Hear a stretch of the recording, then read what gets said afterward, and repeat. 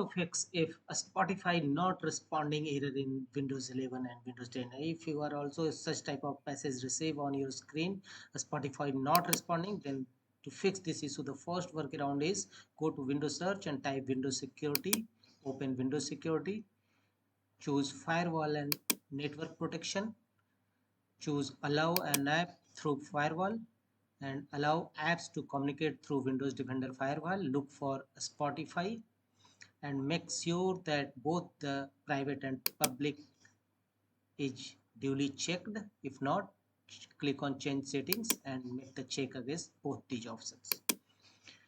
The next workaround to fix this issue is update a Spotify app. Go to Microsoft Store and here from the left pane click on library option and here you will see all the available updates against each app is visible here.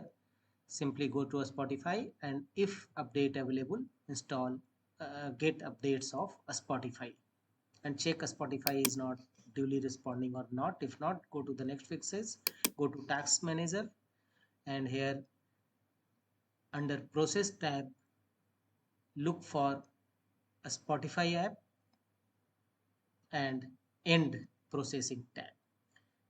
The next workaround is go to Windows settings, apps, installed apps, find out a Spotify app